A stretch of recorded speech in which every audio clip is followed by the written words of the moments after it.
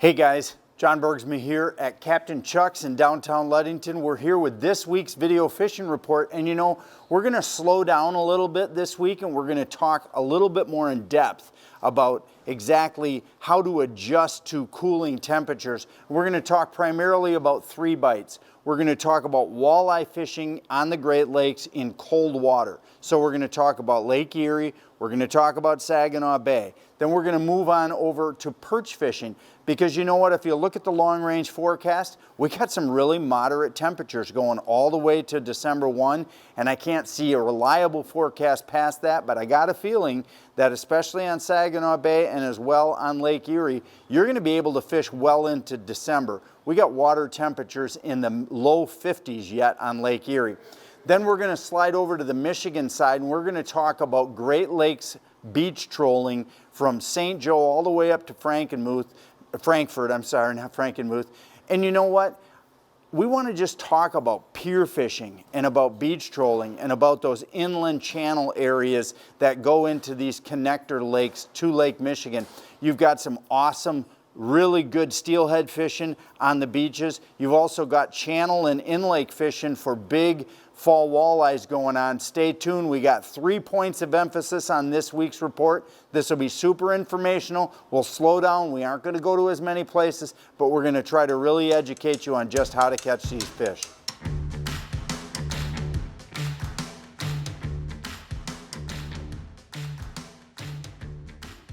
So we're going to start today with a fall Brawl report on Lake Erie. Now, I've been out almost every week for the last 2 or 3 weeks. I'm headed to go again out this Saturday because we've got some moderate winds, and I'm headed down to Lake Erie and I'm big bait fishing in the fall. So I'm going to show you 2 baits that I just fish with like 100% of the time. Now, this is a Bandit, this is a Perfect 10. And one of the points of today is to talk about how to choose color, and also after you've chosen color, how to throw a spread of baits out to decide which action the walleyes want the most. So let's talk about, first of all, water temperature and how that correlates to bait choice. So right now we're going to be, by the time you guys see this report, we're going to be talking about around 50 degrees on Lake Erie. Now the fish are already in. To the guys that are looking in Michigan waters, the Sterling State Park area is starting to fire for walleyes.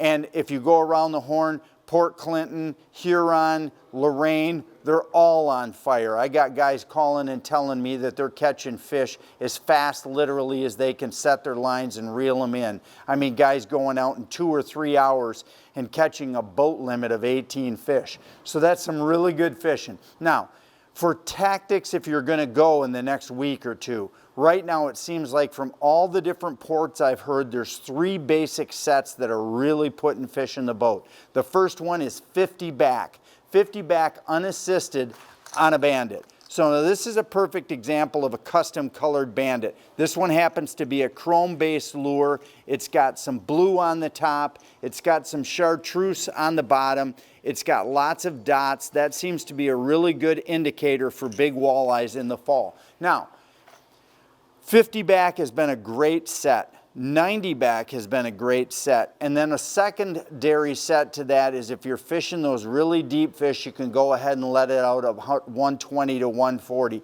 So all of those are unassisted, no snap weights needed. Those 3 sets have been putting a lot of fish in the boat. So how about speed? Let's talk about speed. So we're at 50 degrees in the water temperature, and it's going to be quickly dropping with cold nights down towards 40. This is where you got to pay attention to 2 things more than anything else, and that is speed and the action on your lure. So the speed's going to probably progressively drop 0.2 of a mile an hour for the next 4 consecutive weeks. So what is 1.8 to 2.0 right now? A week from now will be 1.6 to 1.8. A week after that, depending on falling temperatures, will probably be more around that 1.5-ish area. And by December, early mid to December, when that water cools into right around the 40 degree mark, you know, then you're looking at 1.2 to 1.4 as a base speed. And I like to stay at that all the way through until it just gets too cold. It seems like 1.2 is slow enough to almost always catch fish. Now, one of the things you might have to adjust is to go from the Bandit, which we're using right now, to go to a Smithwick P10. Now this is a perfect 10. This happens to be another one of my favorite colors. This one's just a Barbie. That's what they call this color. It's got a pink head, it's got some multicolored dots, and it's a chrome-based lure. Now they also make a Barbie and a fluorescent-based lure where it doesn't have the shine of chrome. Now, how do I choose to go from bandits to perfect 10s? Well, anytime I drop below 50 degrees, I'm starting to run both on sets early in the day to let the fish tell me what action they like to see the best. They definitely have different actions. And so when I run a bandit out, I'll run that on using the precision trolling and offshore snap weights. I'll run that 50-50 method, and you guys who have that, most all of you have that app, you can just go to it. And what I'm trying to do is mimic the same depths on one side with P10s, or with half of my boards on each side with P10s and the other half of my boards with bandits. And by putting both in the water at the same time, let's say at 1/6, that little bit more subtle side-to-side roll of a P10 might be a lot more enticing to a walleye than that lip forward aggressive action of a bandit. So that's really what you're looking for. Which bait is catching you more fish when they're both set at the same critical depths? So I'm trying to mimic what's 50 on a bandit. I'm going to go ahead and set a P10 at the same depth down, or basically 15 feet. If I'm trying to target 20 feet, then I'm going to go ahead with a P10. I'm going to go to the 50-50 snap weight method and get that down to 20. And if I've got a third bait that I want to send down to 24 to fish for deep fish, or 25, that 50-50 method will help me get there. So that's what my advice to all you guys fishing for the next month is going to be, is to pay attention not just to speed, but also to lure choice. Bright days, chromes are really good. Dark days, golds or fluorescents. Also another tip for you, I use a lot of gold-based lures once I fish below 20 feet. In other words, once the water column, if I'm fishing 20 to 25 down with a lure, that's where I'm actually targeting that lure to run. I found that a gold lure on a bright day will work better than a chrome lure will down in that deep water. Just a little tip from me. Typically the same things occur though. Bright day or a sunny day, you're going to want golds or chromes, and on dark days you're going to want fluorescents. So head on down from Monroe all the way around to Cleveland right now. It's almost can't miss with bandits, P10s in 20 to 40 foot of water seems to be the holding depth. So we're here with Lee from WavePro, and Lee, talk to me just for a second about the functionality. You know, I've had WavePro for 3 years on my boat now, and one of the things I love about it is the fact that it has no bottom end. It seems like the harder you hit a wave, you still never crash your spine on the bottom of that cycle. Yeah, what we have is an air chamber there, and we're just compressing air to nothing, so the rising rate's just doubling, tripling, and that's why it doesn't bottom. That's a very, very cool concept. I mean, you know, the other thing and the thing I noticed right away coming from a competitor's base is there was always that sensation on the up that I was going to get almost thrown out of my seat where yeah, it would cushion the down, but it would also kind of make me feel like I'm going to get thrown out of my seat. How is it that WavePro accomplishes not having that feeling? Because I don't have that feeling. Yeah, we have a hydraulic chamber also. We dampen it with oil and some piston like a snowmobile is used, and we're slowing it on the rebound.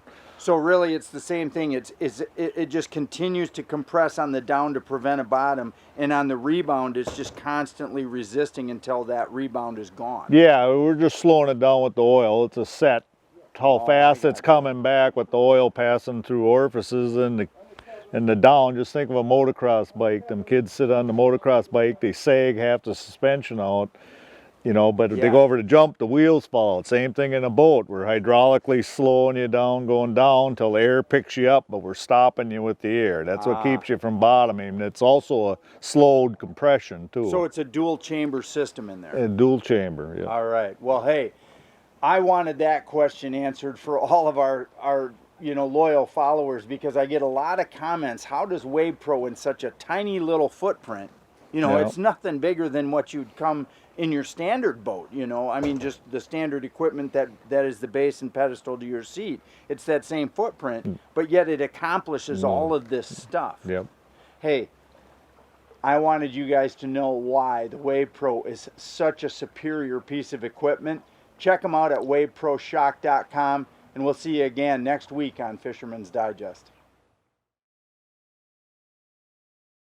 So let's swing across up into Michigan and let's talk about the Lake Michigan shoreline. You know, as for you guys that consistently watch our report, you know that our Great Lakes reports are typically driven by charter captains, guys who spend every day on the water, and they're a great resource for us getting information and learning not only where to fish, but what's biting the best. But right now, this time of the year, most of the professional charter captains and their charter boats have been pulled out of the water, you know, because they're IOs or their big boats, Tierras or whatever. And so they, for the protection of their engines, have to go ahead and get those out of the water.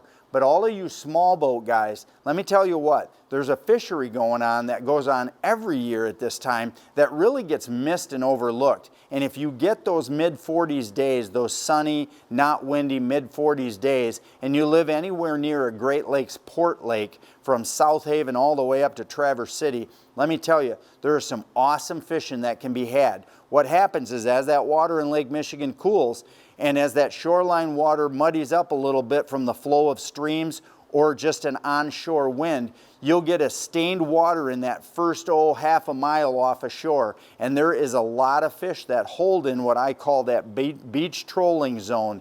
And that is downwind from feeder creeks and in and around the pierheads on entrances into port lakes. Now what fish are available? We got steelhead, of course, this time of year that are going to be coming in for the next month or two progressively. So it's not like just a 1 or 2 week window. You'll get steelhead that will filter in all the way up until the middle of December. So you've got good pierhead action for trolling body baits or long casting from shore spawn with weights. That's also good. I saw my guys up at Manistee had a really good tournament last weekend up in Manistee beach fishing, shore fishing off the shore. Caught a lot of nice steelhead. Again, pier fishing, take your precautions, even wear spikes, you know, so you don't slip and fall off the pier. But that pier fishing, shore fishing, and beach trolling right now is going on good. You've also got the opportunity for connector lake, inland lake, connector lakes like Manistee Lake up in Manistee, or here in the PM Lake in Ludington, and down around the Muskegon area, Muskegon Lake. These are all great lakes for catching channel or just into the lake walleye. These walleye are really, really susceptible to the same Lake Erie presentations of big crankbaits, whether it's bandits or P10, slow trolled in the low light hours, but they can also be caught in December during the day. They seem to bite really good the colder and colder and closer to the ice season it gets. These fish seem to become more aggressive, actually, not less aggressive. They know winter's coming, so they're trying to feed up as those bait schools come pouring into the warmer waters of these connector lakes. So that's a resource that a lot of guys haven't really checked out. You can catch lake trout, you can catch juvenile kings, you'll certainly catch a random brown or two, and you'll catch a lot of steelhead. Walleyes in the channels and on the inland feeder lakes. Stay tuned to our posted reports on Facebook to get specific area reports, but right now we're just talking about a general overall presentation that is happening on that whole western shore of Michigan right now on the Lake Michigan side. Hey sportsman, John Bergsman here with Fisherman's Digest. We're here today with Mike from Flo-Fast. Mike, the first thing I noticed when I showed up and started looking your system over is we got all these different colors. Let's go through the colors and what they stand for. Yeah, so the red is going to be for gasoline, yellow is for diesel, blue is for kerosene, and the natural colors for chemicals, could be hazmat materials, could even be water. And we do make them in all the different size containers from our 7.5 to our 10.5 that you see here, and in our 15-gallon size too. Wow, that really makes for a really interesting thought that just hit me while we're talking about all these different. I mean, a guy like a hobby farmer or a guy who has a tractor or a skid steer, anything like that, he can build a system using our cart to have all the different fuels that he's going to use on his property. Yeah, I mean, you can buy the system, you can buy a complete system like you see here, or you can buy individual containers and pumps by themselves, and you can actually mix and match if you wanted gasoline and diesel. You probably are going to want two pumps for the with the gas and diesel, so you don't contaminate either. Correct. Right. But that system right there, just looking at, that makes a ton of sense to me for a lot of people that I know who are going to have, you know, I know a lot of farmers, a lot of guys who have property up north, their deer camps, you know, they got a tractor up there, which is a diesel. And then they got four-wheelers like we got behind us, who are getting to and from the blind and just, you know, putting in food plots. That type of system looks like it's just the berries for just getting it done and having that gas you need when you need it. Yeah, and you can move up to 8 gallons per minute with it, so whatever you're fueling, it works very well. You know, whether it's the power sports market, the farm and ag, lawn and garden, marine market, Flo-Fast makes refueling safe, fast, and it's very easy to use. That sounds awesome. So, hey, check out all of Mike's products at flofast.com. That's flofast.com. And you know what? I think this would look great on your farm. So our last conversation point will be about Saginaw Bay. You know, Saginaw Bay is a duck hunter's paradise, and there's been a lot of duck hunting going on right now. But the perch fishing this fall has been out of sight. We've had all kinds of guys texting me pictures and talking to me about the great perch fishing that's gone on this fall season on Saginaw. And you know what? That perch fishing is not going to stop. It's actually going to intensify. You're also going to add into that the river situation. There's going to start to be a lot of activity of walleye coming back into the bay out of Lake Huron. You're going to have a real good bite here in the next month of really big walleye that start filtering in. They'll set up in and around the shipping channel and all the way in the shell, all the way up into 12, 14 feet of water. Guys catch them out in front of Linwood. And then they're going to slowly make their way to the river. So that walleye bite is going to do nothing but improve. Same thing as we have on Lake Erie. We're using big baits, P10s, deep husky jerk 12s. You're going to be using the big P20s also, the deeper diving version of the P10, as well as bandits. Same custom colors that seem to work over on Lake Erie, they'll work here in Saginaw Bay. It's been a long wait this year. It seems like the walleye didn't come in as fast. The lake stayed warmer than I thought it would, but now that they're starting to come in, you're going to see that bite go fast and furious. Same principles. You're going to want to slow that trolling speed down to the mid ones, 1.5-ish. Here in the next week or so, that's going to probably be your target speed. Big crankbaits in the upper 10 to 12 feet of the water column seems to be the biting zone, although you can catch them in the mid depths as well. Just depends on how deep a water you're in. And if you're a perch enthusiast, we're going to talk about perch fishing. It's been perch pounders, perch spreaders, pretty much any old type of perch rig that you can put down after you motor around and find the schools has been producing a really nice bag of some mixed quality fish. Now, some of the guys are telling me they're sorting through a good number of fish, but when they end up at the end of the day, they've got a really nice bag of fish and really nice ones as well. Captain Mark from Real Fishing tells me that he's seen some of the biggest average size that he's seen in decades there on Saginaw Bay, so it's well worth the trip. Hey, thanks for joining us this week on Fisherman's Digest. Thanks to Captain Chuck's for housing us every month here. If you're up in the greater Ludington area, Captain Chuck's has got a new store at a new location, only a block or two away from the old store, but I'm telling you what, this place is loaded to bear with all the best fishing and archery equipment, rods, reels, tackles, everything you're going to want to wait. And you know what, we're headed into Christmas season. One of the big kicks that I love about Captain Chuck's is the fact that at a lot of stores, they'll go from open water fishing to ice fishing. Well, Captain Chuck's now has the room to leave that open water stuff on the shelves for people to use to buy as Christmas gifts. I mean, you got a guy who likes to fish, maybe ask him what type of Dreamweaver spin doctors you want, what size and color. They all got a name. Or super slims or spoons. No matter what his needs are, Captain Chuck's has got it on the shelf here ready for you to view and buy. Also, of course, a big selection of ice fishing equipment to the enthusiasts here in northern Michigan, as well as a great selection of archery equipment, bow hunting equipment for the deer hunting enthusiasts. So get down here to Captain Chuck's. Thanks for joining us on this week's Video Fishing Report. Don't forget to watch the show this weekend on your local Michigan network. We'll see you again next week.